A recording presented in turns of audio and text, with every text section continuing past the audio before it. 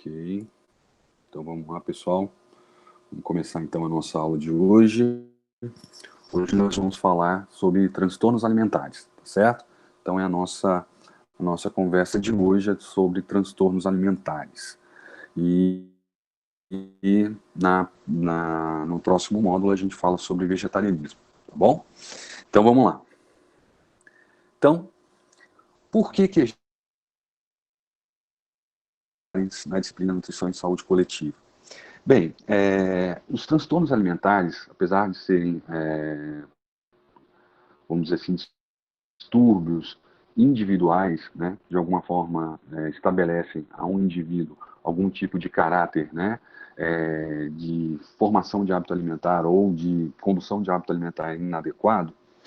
Quando a gente fala de coletividade, nós vamos então de alguma forma perceber que existem grupos, né, populações que são mais sensíveis a ter esse tipo de problema, tá certo?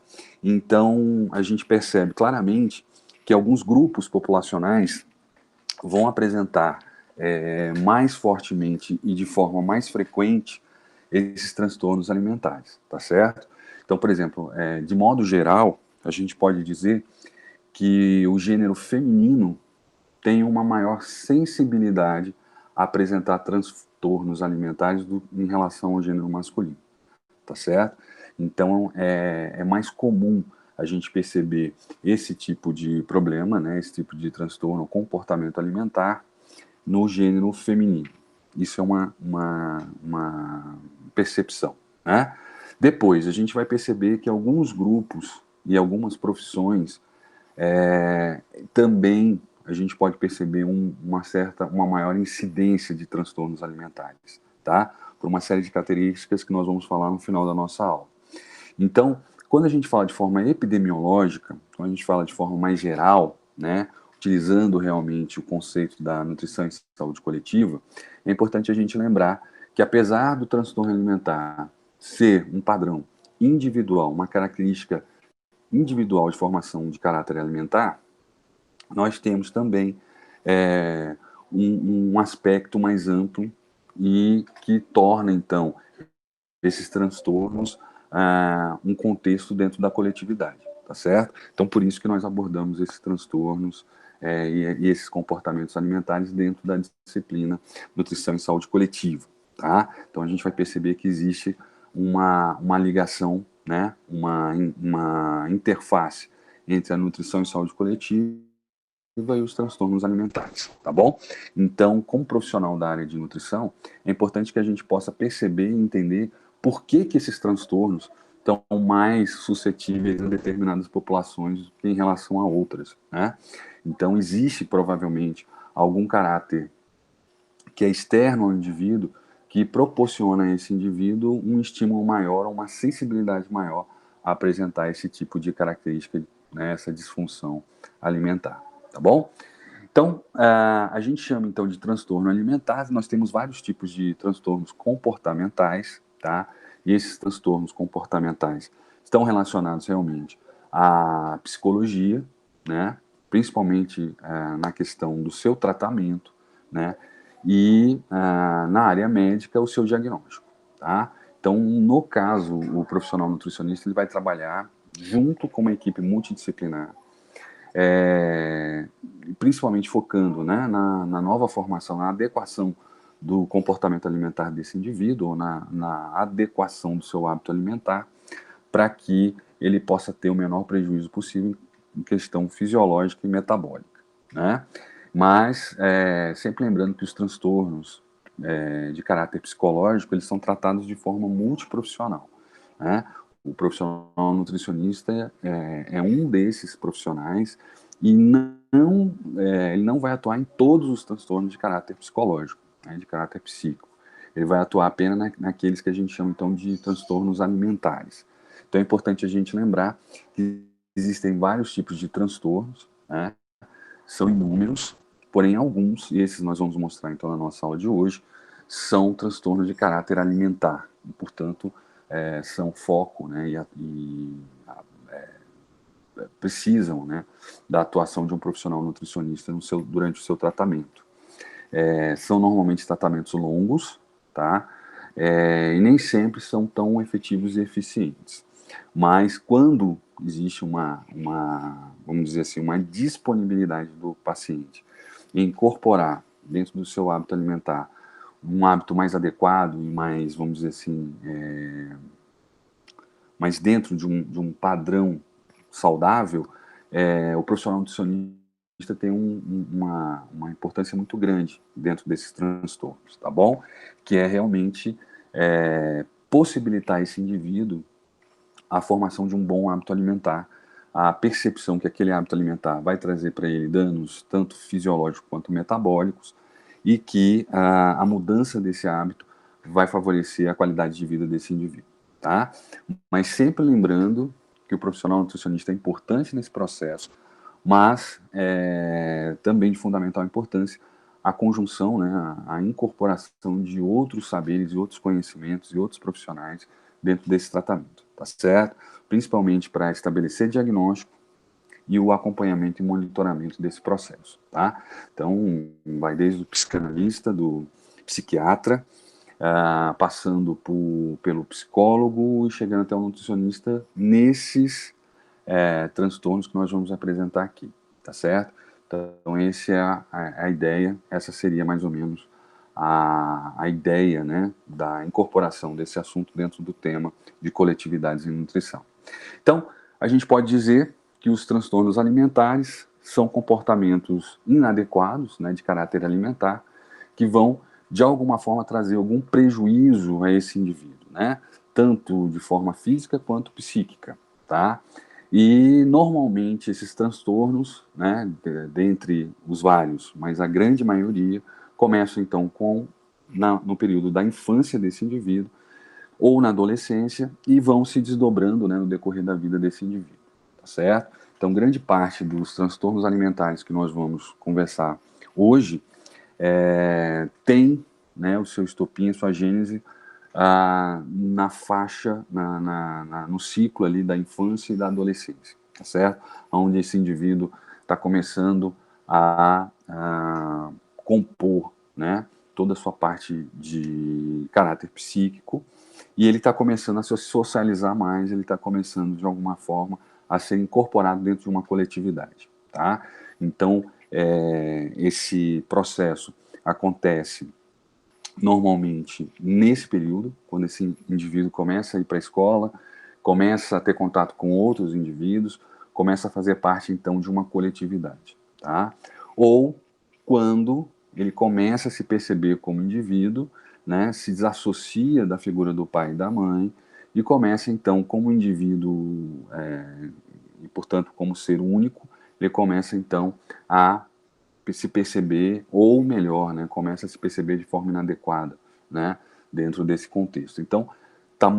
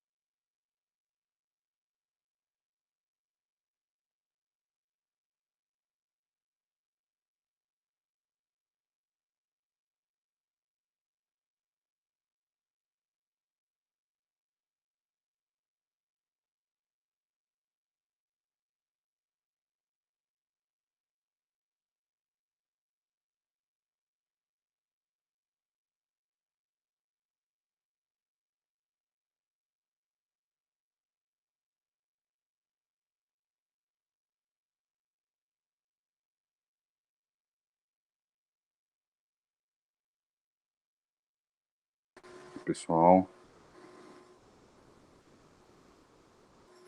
ok. Todo mundo me ouvindo? Então vamos lá, vamos continuar. Então, desculpem aí, mas é porque realmente hoje está bem complicado. Tem caído bastante o sinal, né, da internet. Então, esses comportamentos, como a gente falou, né, a gente estava conversando, são comportamentos então que surgem nesse ciclo de vida e que muitas vezes estão relacionados realmente com a percepção desse indivíduo dentro da sociedade, né? Seja ela de uma forma, mas principalmente, né, de uma forma inadequada. Ele se sente inadequado dentro daquela comunidade, dentro daquele ambiente onde ele está inserido. E muitas vezes acaba, né, gerando um comportamento inadequado alimentar. Pode ser também por algum tipo de agressão que esse indivíduo sofreu, algum tipo de trauma também durante essa fase, né, de socialização, de participação da coletividade, tá certo? Então, são fatores que devem ser levados em consideração.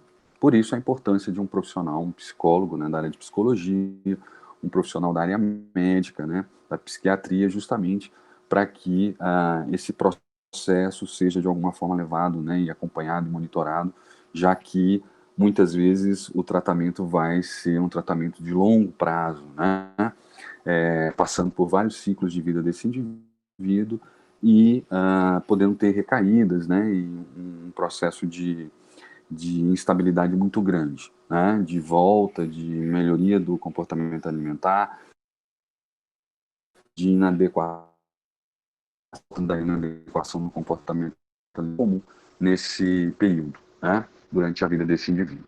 Então, nós colocamos aqui, né, que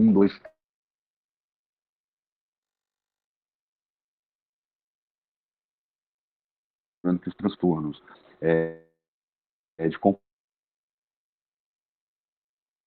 e esses transtornos aqui são mais focados dentro da área de nutrição. E por isso, a importância, né, do profissional nutricionista nesse processo de tratamento e acompanhamento desse indivíduo, tá? Que provavelmente por toda a vida desse indivíduo. Então, nós temos aqui a hipergafia, e aí a gente vai ver que transtorno é esse, como ele se apresenta, e o nutricionista pode, de alguma forma, participar nesse tratamento e monitoramento. E a gente vai falar um pouquinho sobre ela. A picamalácia, tá? Transtorno obsessivo compulsivo, toque na área de alimentação, a druncorexia, a anorexia, bulimia e vigorexia, tá certo? Já tem disseminadas e já foi só das disciplinas do curso, mas também em mídias sociais, né, em toda a parte ah, de desenvolvimento, né, de conhecimento fora da academia, conhecimento não acadêmico. Então vamos ver um pouquinho como isso acontece. Alguns desses transtornos aqui podem ser temporários, tá certo? Eles vão estar relacionados principalmente com um ciclo de vida. A gente vai falar principalmente a picamalácia, tá? Mas a grande maioria realmente são transtornos que vão acompanhar esse indivíduo durante toda a sua vida e, portanto, o monitoramento e o tratamento são a longo prazo, ok? Vamos lá, então, falar do primeiro, a hipergafia. Então, o que seria a hipergafia, né? Normalmente o que acontece é que durante a fase da infância, tá, e da adolescência, se esse indivíduo sofreu algum trauma, tá, psíquico bastante forte, que pode ser desde um acidente de trânsito, chegando até uma violência sexual, né, uma violência no ambiente doméstico, uma violência sexual, esse indivíduo pode apresentar, então, dentro do seu comportamento alimentar, uma alteração, tá? Não é muito fácil ou comum se fazer esse diagnóstico, tá? Para que a gente possa fazer, então, esse diagnóstico, é necessário que você tenha, então, uma série de possibilidades, né, e de indícios claros para que isso seja de alguma forma determinado. Esse trauma, aí a sua intensidade vai depender de indivíduo para indivíduo. Então, desde traumas muito pesados, né, como a gente acabou de falar da violência sexual, acidentes de trânsito, mas podem ser também traumas de caráter mais leves, né? E esse peso esse desencadeamento vai ser muito individual, tá? Então, não está muito relacionado com o nível do trauma, em termos de, de entendimento, né, da violência em si, mas sim da percepção do próprio indivíduo, né? E, como a gente falou, muito desencadeado em indivíduos numa fase muito inicial da sua vida. Então, na infância e também na adolescência, tá certo?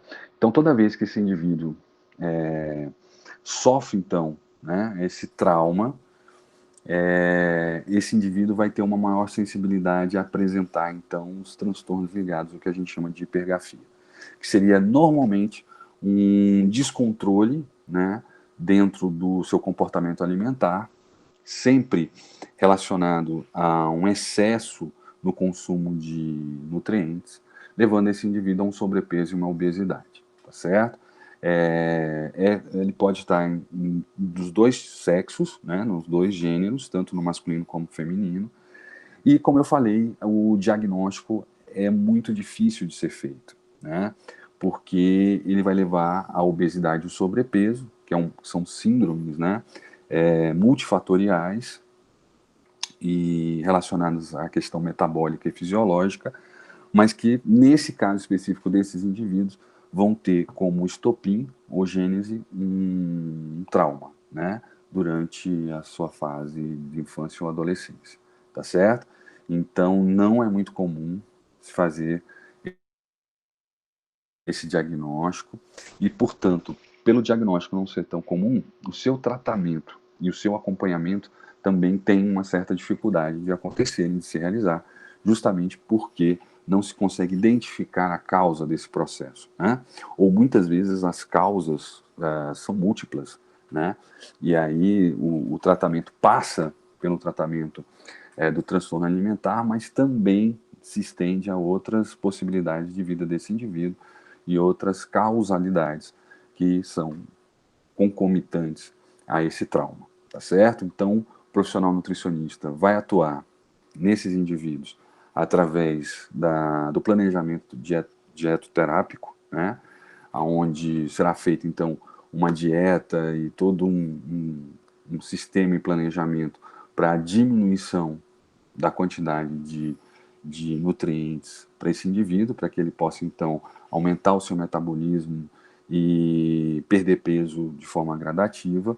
Porém, se não for tratado e não for, de alguma forma, observado a causa e o efeito e o impacto dessa causa dentro da psique desse indivíduo, dificilmente esse indivíduo vai conseguir fazer a sua redução de peso e dificilmente esse indivíduo vai conseguir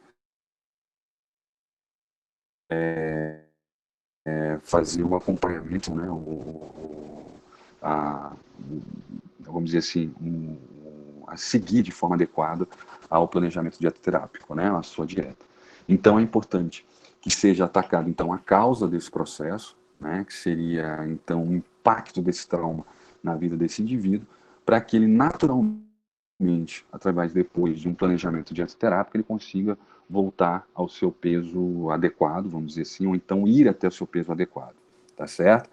Então, durante toda a vida desse indivíduo, ele vai, né, em momentos onde ele vai ter algum tipo de estresse, ou ele vai ser colocado em algum processo de ansiedade, ou, como a gente já falou mesmo, de estresse, esse indivíduo, então, vai responder a esse estímulo através do consumo excessivo de alimentos, tá certo?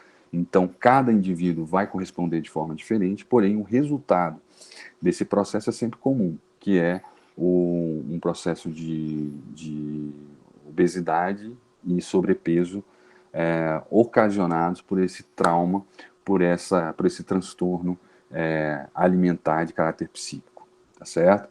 Então, a hipergrafia, é importante, então, perceber, que esse indivíduo possa perceber que um trauma que ele teve, né, é o desencadeador desse processo, e que antes mesmo que ele siga a dieta, que ele possa, de alguma forma, acompanhar o seu tratamento dietoterápico, ele tem que, de alguma forma, trabalhar também, né, essa resposta a esse trauma, né?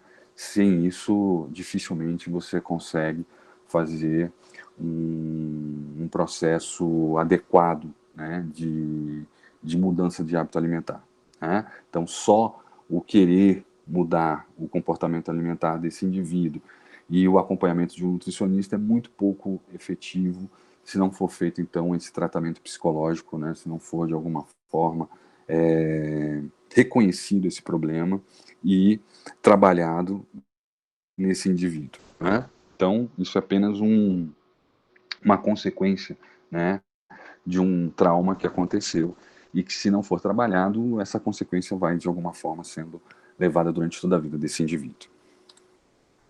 Ortorexia. Esse transtorno alimentar, ele é bastante interessante, né? E ele está muito mais relacionado também com o sexo feminino, né? Diferentemente da hipergrafia que a gente acabou de conversar.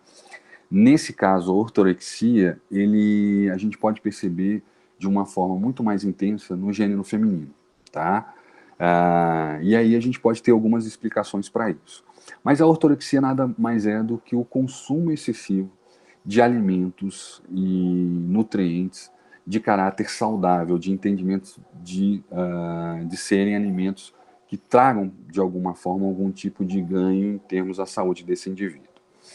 Então, esse indivíduo, e isso nos parece algo que não chega a ser um transtorno, seria até uma alimentação adequada. Se não tivesse a seguinte característica: esse indivíduo, ele acaba utilizando apenas alimentos que ele entende como alimentos saudáveis, tá?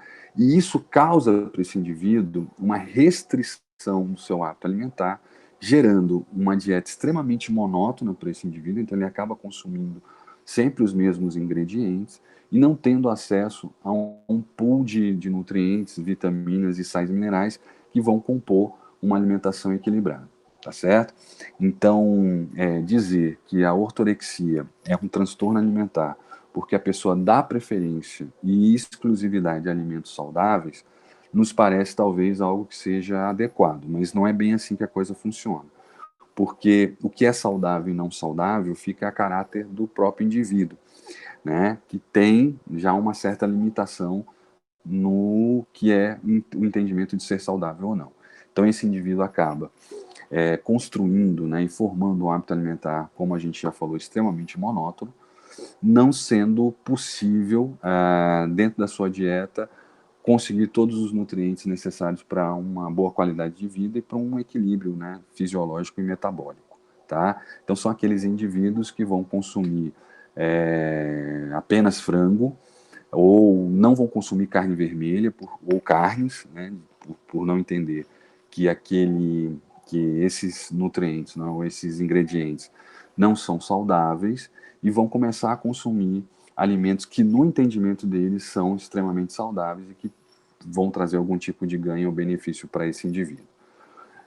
E aí é que está o grande erro, né? Então, normalmente são indivíduos que vão ter uma diminuição da massa magra, né? Vão também apresentar uma série de déficits de nutrientes dentro do seu processo metabólico e dentro do seu acompanhamento nutricional, e esses indivíduos também vão ter uma reclusão social também bastante observada, que aí já não é um caráter nutricional, já é um caráter mais psicológico do processo. Então esse indivíduo acaba fugindo também de ambientes onde você pode ter alimentos não tão saudáveis dentro do critério dele. Então ele para de ir em festas, ele para de ir em eventos sociais, ele fica extremamente recluso, porque o grande medo dele é não ter nessas atividades alimentos que, no entendimento dele, são alimentos saudáveis, tá certo?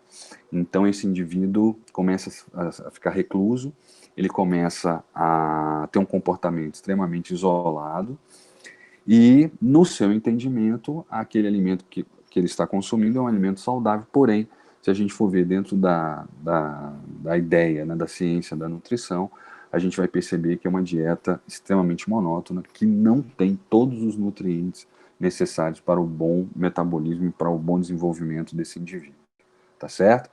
Então, a ortorexia, apesar de ter essa característica, né, do consumo excessivo de alimentos saudáveis e nutritivos, a gente tem que levar em consideração que existe aí uma restrição muito grande de caráter nutricional para esse indivíduo, que gera, então, uma alimentação extremamente insuficiente para todos os processos metabólicos e fisiológicos necessários, tá? Então, não é algo saudável, muito pelo contrário. Então, só aqueles indivíduos que levam a própria marmita para o serviço, levam alimentos para serem consumidos e dificilmente conseguem fazer o consumo de alimentos fora de casa, né? Dificilmente consomem alimentos que serão produzidos por pessoas que não sejam eles, né? Por indivíduos que não sejam eles. Então, isso causa realmente um transtorno social para esse indivíduo e vai gerar, sim, né, problemas de caráter nutricional, como a gente já falou e já abordou aqui algumas vezes, tá certo? Então, a ortorexia também. E aí não é um transtorno que está muito relacionado com o ciclo de vida, ele pode aparecer em qualquer momento. Normalmente, ele é desencadeado por um trauma também, tá? Ou por a perda de uma pessoa querida, por um ente querido, ou pelo fim de um relacionamento, ou por um trauma que possa ter acontecido com esse indivíduo, ou por um estresse muito grande. Então, algum fator de caráter psicológico vai desencadear esse processo. Pode ser também por esse indivíduo ter passado por algum bullying, né, ou no ambiente escolar ou fora do ambiente escolar. Pode também ser pessoas que tenham recebido críticas, né, ao seu comportamento alimentar ou até a sua composição física e façam com que esse indivíduo crie, né, esse transtorno ou desenvolva esse transtorno justamente pensando na adequação da sua composição corporal ou na sua adequação dentro, né, das expectativas daquela população, daquela comunidade ou daquela família, né? Isso pode acontecer também. Então, por isso a importância, né, do profissional nutricionista no planejamento, né, de todo o processo dietoterápico, mas é fundamental também o acompanhamento de outros profissionais da área de saúde, como a gente já falou, né? Principalmente o médico, psiquiatra e o psicólogo, justamente para fazer esse acompanhamento de forma mais efetiva e eficiente. Ok. Pica-malácia.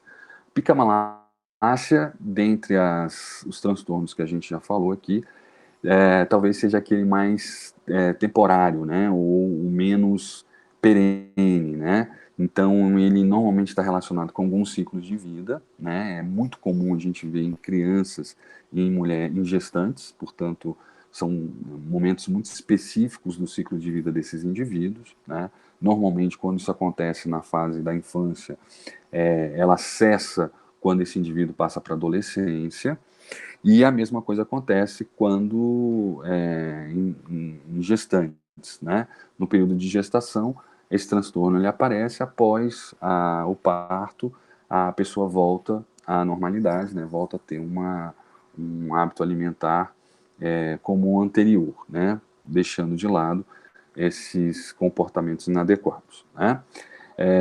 E o que caracteriza então a picamalácia, né? Seria o consumo de alimentos estranhos ao hábito alimentar humano, normal, vamos dizer assim, né? Então é o consumo de não alimentos, né? E muitas vezes a vontade do consumo de produtos não alimentícios, né? Então é muito comum a pessoa ter vontade de comer sabão, é muito comum a pessoa ter vontade de comer uma quimba de cigarro, né? É muito comum a pessoa fazer um furo na parede para consumir o reboco da parede, o próprio, né, tijolo da parede. Então, são componentes não alimentares que passam a fazer parte, então, do desejo, né, e, por que não, do hábito alimentar desses indivíduos. Pode também comer cabelos, né, e algumas outras substâncias que não são caracterizadas como alimentos, tá? Então a pica-malácia está realmente voltado a isso. E aí, como a gente falou, como ele está muito relacionado aos ciclos de vida, com o passar do tempo e a evolução desse indivíduo no seu ciclo de vida, você acaba, de alguma forma, perdendo essas características e, né, cessando esse comportamento alimentar, tá? Não se sabe muito bem por que ele acontece, não está relacionado com nenhum tipo de trauma, não está relacionado com um gênero específico quando criança, né? Mas ele vai ser desenvolvido em indivíduos que muitas vezes estão num processo de insegurança alimentar, né? Então, crianças que apresentam insegurança alimentar vão, de alguma forma, estarem mais sensíveis a apresentarem esse comportamento, né? E a mesma coisa acontece com gestantes. Gestantes de baixo peso ou que apresentam algum tipo de insegurança alimentar também estão mais suscetíveis a apresentar esse tipo de transtorno, tá? Agora, não se sabe, como eu falei, a causa, né, disso, né, como é que esse processo acontece, tanto em nível fisiológico quanto em caráter psicológico, né? Mas é relativamente comum a gente observar esse transtorno nesses ciclos, né? Tanto na infância quanto em gestantes, tá certo? Então não é tão incomum assim. E é óbvio que o consumo de ingredientes não alimentares podem gerar algum tipo de intoxicação, podem gerar algum tipo de toxicidade a quem consome, né? Dependendo do tipo de material e da composição desse material, a pessoa pode apresentar algum grau de intoxicação. Então, esse é um cuidado que tem que se ter, né? Mas, na sua grande maioria, o foco desses indivíduos são por alimentos, são por substâncias não alimentares, mas que não geram alto grau de intoxicação, né? Então, sabão, tijolo, né, terra, né, mas mesmo assim podem, né, serem contaminados por outras substâncias e aí gerar algum tipo de problema no consumo desses alimentos, tá certo? Então, o nutricionista de saúde coletiva, ele vai se deparar com essa situação, principalmente no posto de saúde e no hospital, aonde esses indivíduos vão aparecer relatando, né, de forma até surpreendente para cada um deles, esse gosto por substâncias não nutricionais que fazem parte, eventualmente, ou de forma mais frequente, do hábito alimentar desses indivíduos, tá? Então, o indivíduo sabe que está fazendo uma composição, né, um hábito alimentar inadequado, mas ele não consegue resistir e acaba consumindo esses produtos não alimentares, né, essas substâncias não alimentares no seu hábito, né, na sua alimentação, certo? E é como a gente falou, ele pode ser extremamente comum no hábito alimentar desses indivíduos ou serem vontades esporádicas, né, dentro do seu hábito alimentar. Então, ele pode realmente estar inserido de forma bastante comum no hábito alimentar desses indivíduos ou não, ser apenas um hábito esporádico, mas que o próprio indivíduo se assusta, né, e relata, né, que é inadequado. Então, há esse entendimento do indivíduo que o consumo é feito de forma inadequada. Um outro transtorno, e esse talvez o mais comum, né, dos transtornos alimentares, é o transtorno obsessivo compulsivo, né?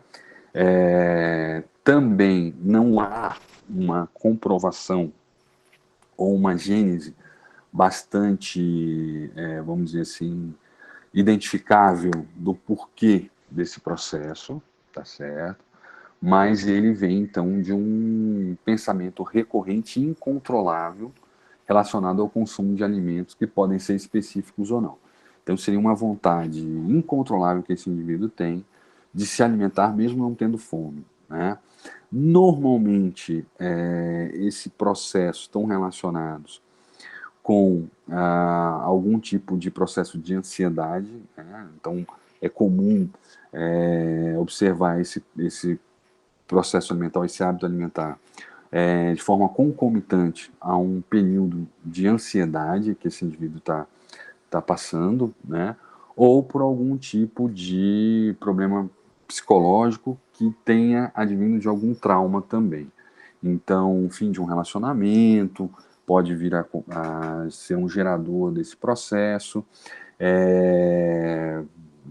algum tipo de violência que esse indivíduo sofreu também pode, de alguma forma, gerar esse tipo de comportamento. Mas, normalmente, não há uma causalidade bastante clara e perceptível, né? Justamente, não se consegue, de alguma forma, identificar quando isso começou e também o seu tratamento e o seu monitoramento é para o resto da vida, porque a cura desse processo, como os demais, normalmente são mais difíceis, né? E você acaba, de alguma forma, tendo um tratamento durante toda a sua vida e tendo, né, o monitoramento e o acompanhamento do comportamento desses indivíduos, né? Tendo momentos de alta e baixa, né? Tendo momentos de maior controle e outros de menor controle, esse indivíduo acaba, durante muito tempo da sua vida, tendo essa dificuldade e percebendo essa dificuldade. Esse transtorno compulsivo, obsessivo, ele também é muitas vezes percebido em outros comportamentos, não só nos comportamentos alimentares, né? Estão relacionados com outros hábitos de vida desse indivíduo, dentre eles o hábito alimentar, né?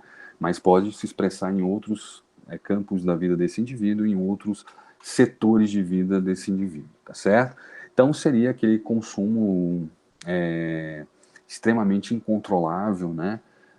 Relacionado ao alimento, que muitas vezes acontece em períodos específicos do dia, né? Então, na sua grande maioria, relacionados com o período noturno. Então, esse indivíduo, fora do ambiente de trabalho, fora do ambiente escolar, fora de momentos onde esse indivíduo, muitas vezes, tem o seu pensamento voltado e focado para outras atividades, quando esse indivíduo chega em casa e ele se encontra, né, num período de descanso, é onde muitas vezes se expressa de forma bastante forte esse comportamento, né? Então é muito comum a gente perceber isso no período noturno. E esse indivíduo pode ter uma preferência por algum alimento de forma específica, então ele fica realmente focado em um alimento específico, um chocolate ou um tipo de bebida que não seja alcoólica, né? Ou algum tipo de produto industrializado, ultraprocessado, né? Ou não, ou ele pode ter esse comportamento sem ter um alimento específico, né, um alimento foco. E aí gerar esse transtorno realmente com qualquer tipo de alimento que possa estar presente, né, e que ele tenha fácil acesso. É percebido nesses indivíduos, é relatado nesses indivíduos que momentos de maior ansiedade, momentos de algum tipo de transtorno, né, ou de inconformidade psíquica, esse indivíduo expressa de forma mais forte esse comportamento, né, esse transtorno obsessivo compulsivo pelo alimento. Então, em momentos onde esse indivíduo estiver submetido a um maior estresse, estiver submetido a um maior processo de ansiedade, é onde a gente vai verificar mais fortemente esse comportamento sendo colocado em prática, né? Então, esse é um cuidado que esse indivíduo tem que ter, né? De se perceber, se autoconhecer e começar, de alguma forma, a gerar barreiras, né? Para o controle desse consumo excessivo. Normalmente, esse consumo excessivo leva a disfunções metabólicas, né, gerando obesidade, sobrepeso nesse indivíduo. É muito comum a gente perceber isso. Então, esses indivíduos, além de terem esse comportamento psíquico inadequado, eles também vão gerar, né, impactos, ou vão ter impactos gerados, principalmente na sua questão fisiológica e metabólica, tá? Então, isso é muito comum da gente perceber.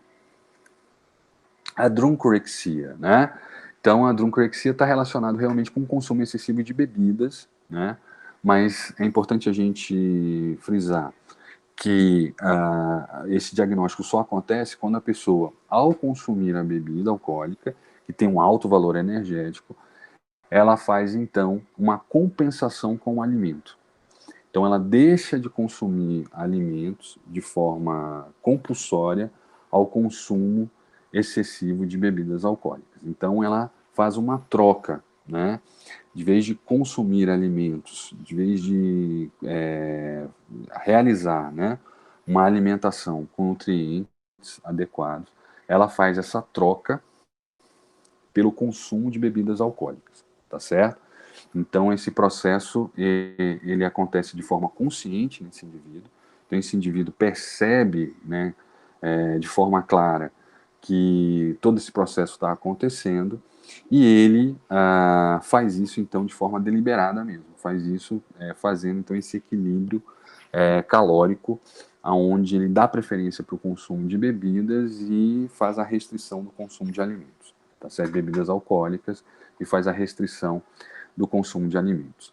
Isso pode ser algo bastante marcado na vida desse indivíduo, então, finais de semana, né, ou um período da vida desse indivíduo, levando esse indivíduo muitas vezes a extrapolar esse período para a vida desse indivíduo como um todo e fazer essa troca, né, de forma muito mais constante do que de forma esporádica, tá? Então é muito comum a gente perceber isso em indivíduos de forma esporádica. Então, quando esse indivíduo sai ou quando ele tem, né, contato com um ambiente social, ele pode, de alguma forma, já sabendo que vai fazer o consumo de bebidas alcoólicas, fazer esse reequilíbrio, esse rearranjo, ou estabelecer, né, esse processo de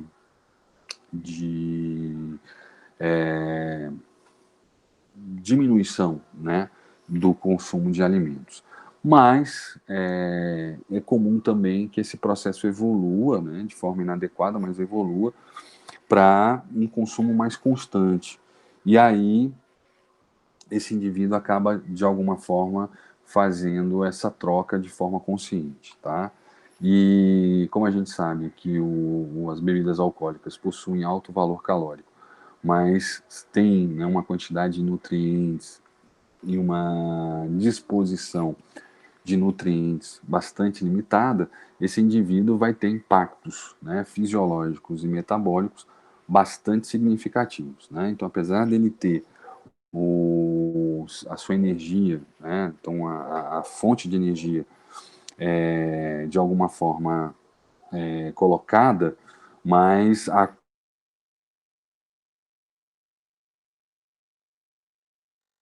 questão dos nutrientes são importantes para a qualidade de vida desse indivíduo, não vão acontecer, portanto, vão gerar problemas e desequilíbrios bastante significativos para esse indivíduo. Chia seria outro transtorno alimentar, esse bem mais conhecido do que os demais, né? Tão relacionado não só com o hábito alimentar, mas principalmente com o distúrbio da percepção corporal desses indivíduos. É muito mais frequente a gente perceber esse distúrbio em mulheres, tá? Então no gênero feminino, e em indivíduos na fase da adolescência, né? Na fase realmente onde a pessoa começa a ter o início da sua percepção corporal. Então esse indivíduo tem esse distúrbio da percepção corporal, ela se olha no espelho e se identifica como inadequada, mesmo que todos os padrões antropométricos, né, realizados possam inferir que esse indivíduo está dentro da sua normalidade nutricional, da sua normalidade antropométrica, né? Isso quer dizer que ele está normopeso dentro de um quadro de características, índices antropométricos adequados dentro da normalidade. Mas mesmo assim esse indivíduo se percebe fora desse contexto e começa então a ele próprio a desenvolver um processo de diminuição, né, do consumo de alimentos no seu hábito alimentar. E essa restrição desses alimentos, que normalmente são mais calóricos, vai gerar então uma perda de peso desse indivíduo, uma diminuição de massa magra e pode gerar até a morte desse indivíduo, né, se não for tratado e não for acompanhado de forma efetiva, né. Também pode acontecer o uso de métodos purgativos, né, para diminuição da absorção de nutrientes por esse indivíduo, e também pelo aumento do gasto energético, né, através de exercícios e atividades físicas, sem o consumo de alimento adequado para repor a esse gasto energético. Então, pode ser feito de várias formas. Agora, o que faz o diagnóstico desse processo é o distúrbio na percepção corporal. É isso que vai, de alguma forma, caracterizar essa enfermidade e vai gerar, né, o diagnóstico desse indivíduo. Não está muito relacionado com a perda de peso apenas, mas sim com essa disfunção da percepção corporal desse indivíduo. A bulimia, que pode ser uma consequência também da anorexia, mas seria então um transtorno de consumo de alimento, onde essa pessoa consome uma quantidade excessiva de alimentos e gera, né, de forma a equilibrar esse processo, comportamentos compensatórios purgativos, né? Então, podem estar relacionados com o uso de elementos purgativos, para que possa não absorver aquilo que foi consumido, ou por hábitos, né, purgativos também. Então, pode ser tanto por utilização de medicamentos, né, ou bioativos que gerem essa ação purgativa, como também pode ser por procedimentos purgativos, né? A pessoa provocar o vômito, né? Ou gerar algum tipo de comportamento aonde você possa ter um aumento, né, do gasto energético para se fazer esse equilíbrio com o consumo excessivo de alimentos. Então, a bulimia está sempre relacionada com o consumo excessivo de alimentos e, de forma compensatória, a utilização de métodos purgativos ou, vamos dizer assim, ou de aumento de gasto de energia, justamente para fazer o equilíbrio energético. Não se trata tanto de um equilíbrio energético, porque, na verdade, pensa-se sempre em aumentar o gasto energético ou utilizar, né, métodos purgativos justamente para não haver absorção. Mas uma coisa acompanha a outra, quer dizer, você não pode falar de bulimia se você não falar também do consumo excessivo de alimentos. Então, os métodos purgativos e métodos de reequilíbrio do gasto energético são apenas um impacto ou uma consequência do consumo excessivo de alimentos. Então, esses dois procedimentos acontecendo de forma concomitante é o que vão gerar o diagnóstico da bulimia. Então, é um consumo excessivo de alimentos e, portanto, devido a isso, né, a utilização de métodos purgativos, o aumento do gasto energético justamente para fazer esse reequilíbrio. E tende sempre a ser algo que não seja tão equilibrado, né? Sempre mais pesando muito mais para os métodos purgativos e para a diminuição da composição calórica ou da absorção de calorias, né? Então isso seria o que a gente chama então de bulimia, que é um transtorno também, aonde o profissional nutricionista faz o acompanhamento e monitoramento através da prescrição dietoterápica, mas todo o tratamento é feito pelo profissional da área de medicina e o profissional da área de psicologia, né? Justamente atacando as causas desse processo. O nutricionista ficaria com as consequências, né? Então, é um trabalho, como a gente falou já, multiprofissional, que se faz necessário, principalmente quando esse indivíduo começa a ter uma perda excessiva de peso e acaba tendo uma disfunção metabólica e fisiológica bastante acentuada. Vigorexia, né? Então, a vigorexia é um transtorno também de distúrbio de percepção corporal, mais comum em indivíduos do sexo masculino, mas isso não quer dizer que não tenham pessoas do sexo feminino, né, do gênero feminino. Vai estar, de alguma forma, como a gente falou, relacionado à percepção corporal, mas que o impacto disso é o consumo excessivo e compulsivo, né, de suplementos alimentares, né, e o uso também de hormônios ou outras ferramentas anabólicas, né, que podem gerar danos irreversíveis em alguns órgãos alvos, como o próprio fígado e os rins, né?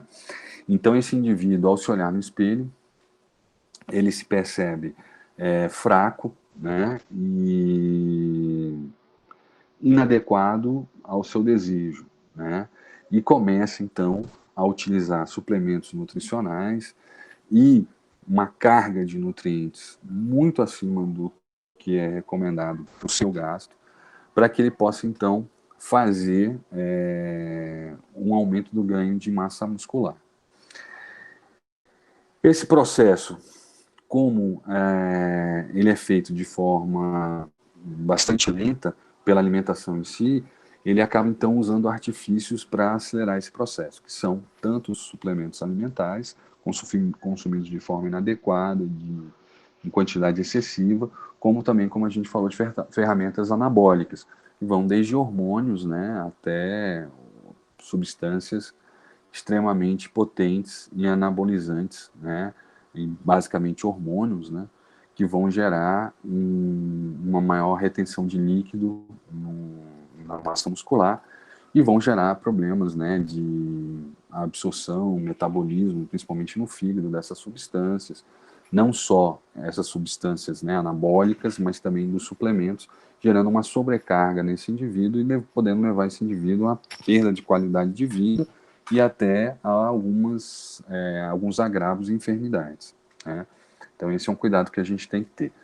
Como também está relacionado a populações mais jovens, né, principalmente adolescentes e adultos jovens, do sexo masculino, tem um caráter no contexto da nutrição e saúde coletiva, porque atinge, esses indivíduos são mais suscetíveis a terem esse comportamento, né, essa inadequação de comportamento alimentar. Então, por isso que a percepção, né, do ciclo de vida desse indivíduo e da maior suscetibilidade desses indivíduos em relação a esse tipo de transtorno é que caracteriza, então, isso como um assunto, né, focado dentro do que a gente chama, então, de nutrição e saúde coletiva. Então, a importância do profissional, tendo o diagnóstico desse tipo de enfermidade, trabalhar muito na questão do caráter dietoterápico, mas também entendendo que esses indivíduos sofrem, né, de alguma forma, uma maior exposição e uma maior também avaliação do seu próprio corpo, né, e uma alta análise também. Então, esses indivíduos acabam, de alguma forma, quando não tem essa percepção adequada da sua composição corporal, indo, né, de forma inadequada na busca de ganho de massa muscular. Então, como a gente viu, né, em grande parte dos transtornos alimentares, traumas são, vamos dizer assim, os desencadeadores desse processo, mas também em outros casos, a inadequação ou um distúrbio da percepção corporal desses indivíduos é que vão, de alguma forma, startear todo esse processo e gerar, né, todo esse transtorno para esses indivíduos. Bem, e por que se colocar isso e se trabalhar isso? Porque, como a gente já falou, em alguns momentos, o ciclo de vida desses indivíduos é que serão determinantes para o aparecimento desses transtornos, né? Em outros casos, o gênero que esse indivíduo pertence vai trazer para ele uma maior ou menor sensibilidade a esses transtornos, mas também existem fatores sociais que estão aí relacionados, né? E não apenas fisiológicos de cada ciclo, mas também fatores sociais são determinantes para que você possa perceber esses transtornos alimentares.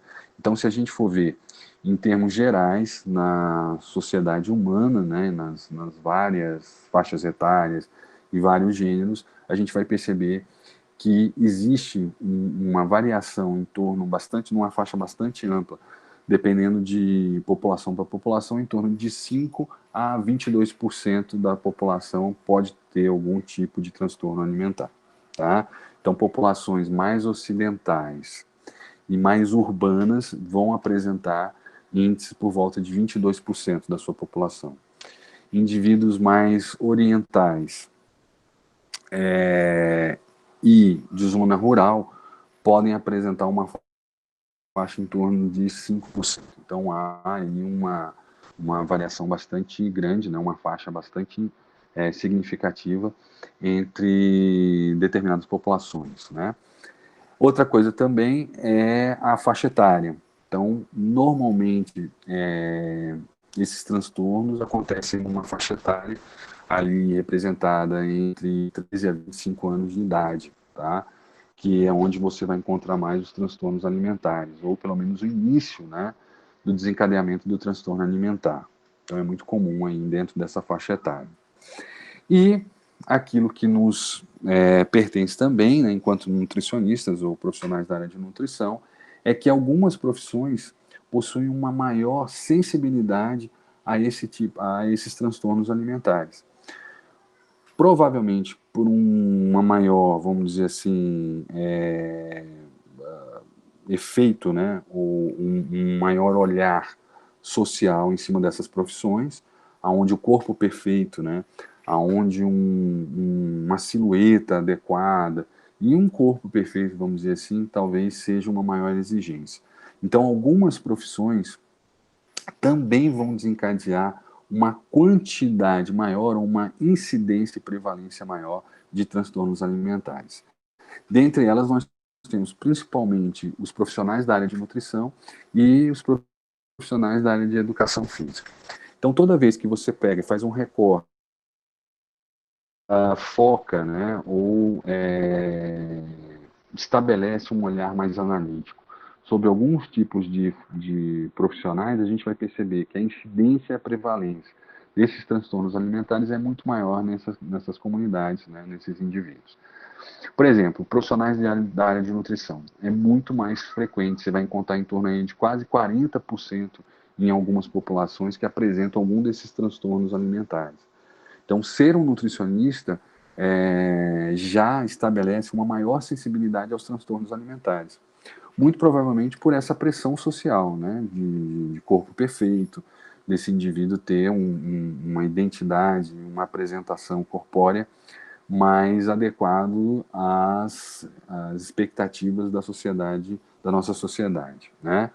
Então, essa correlação corpo malhado, corpo mais fitness e a profissão, né, normalmente sobrecarrega algumas profissões em relação aos transtornos alimentares, a prevalência e incidência. Como a gente falou, não só nutricionistas, mas também professores de educação física.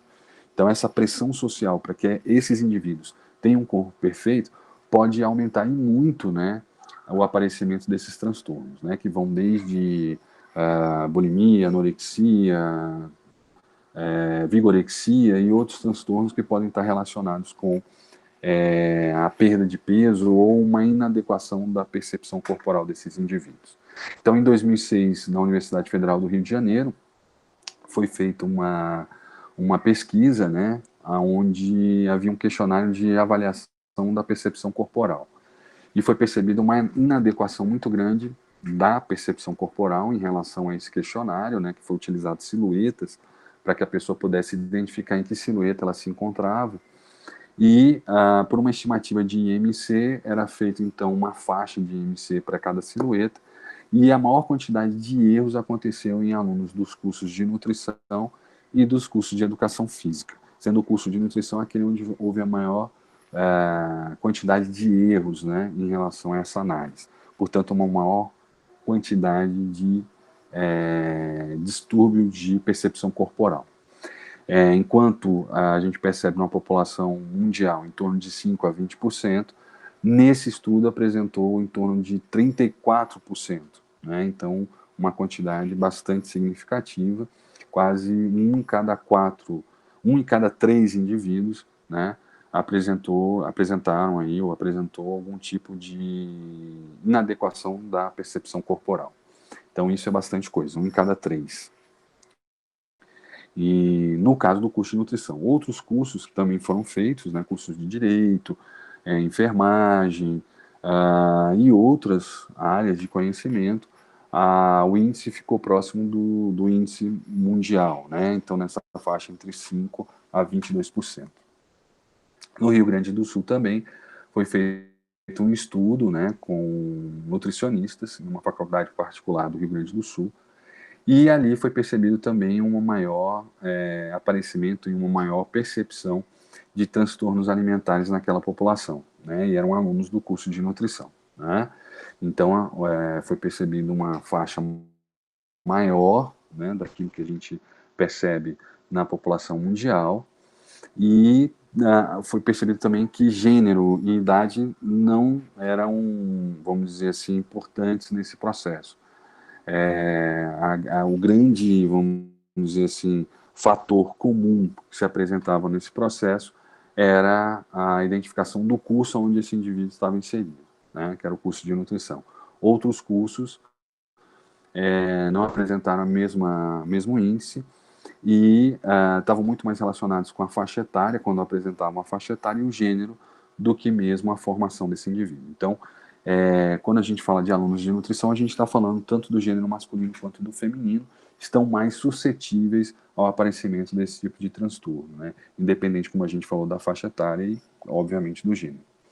Então, é importante que o profissional nutricionista, né, principalmente o profissional que trabalha com coletividade, possa perceber que os transtornos alimentares estão muito mais focados em alguns grupos, né, relacionados à sua faixa etária e gênero, e também à profissão onde esse indivíduo está inserido, né, a sua formação.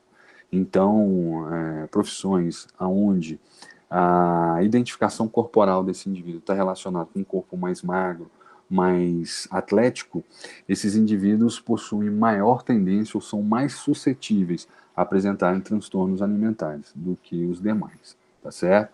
Então essa é uma percepção que a gente consegue identificar, né, nos estudos que foram feitos, e a gente também, de uma forma prática, a gente consegue perceber isso de forma mais clara no dia a dia dentro da universidade. Então esse é um cuidado que o profissional nutricionista tem que ter para que ele comece a se perceber, se autoconhecer, né, e identificar algumas falhas dentro do seu hábito alimentar, né. Então essa percepção, ela é individual e ela deve acontecer, né, não só pelo indivíduo, mas também por pessoas que estão próximas a esse indivíduo. Então quando a gente começa a perceber que o indivíduo tem uma diminuição de massa muscular, tem uma diminuição intensa de peso corporal, e ele está muito preocupado, né, com a sua percepção corporal ou com alguns fatores sociais, esse indivíduo, de alguma forma, deve procurar um profissional da área de medicina, principalmente um psiquiatra, para que possa, de alguma forma, ser feita uma análise e perceber se esse indivíduo tem algum tipo de transtorno alimentar. E o tratamento tem que ser o mais rápido possível e de caráter mais multiprofissional, como a gente já falou, tá certo? Então, esse é um contexto que o profissional nutricionista vai encontrar, não só na clínica, mas também dentro de ambulatórios, né, de nutrição social. E esse indivíduo deve perceber que só o tratamento dietoterápico não é suficiente para curar esse indivíduo. É necessário, então, que, como a gente já falou aqui várias vezes, outros profissionais possam ser incorporados nesse tratamento. Tá certo? Então, é isso, moçada, por hoje. Obrigado aí pela atenção de vocês. Bom resto de semana para vocês. Se houver algum questionamento, alguma coisa que vocês queiram colocar, será sempre bem-vindo dentro da nossa disciplina, tá certo? Se não, a gente já tem, como eu falei no início da nossa atividade, né, nós temos um fórum para ser respondido. Semana que vem, se eu não estou enganado, já temos a nossa segunda prova, né, onde nós faremos da mesma dinâmica que fizemos na nossa primeira prova, né? Então são questões abertas que devem ser respondidas e inseridas no próprio Moodle, tá bom? No mais, valeu a atenção aí, né, Maria? Valeu a atenção. A aula está sendo gravada e vai ser disponibilizada para vocês no Moodle, tá bom? Então, valeu aí, moçada. Obrigado aí pela atenção. Fique com Deus. Qualquer coisa é só entrar em contato com o professor pelos canais e ferramentas do Moodle.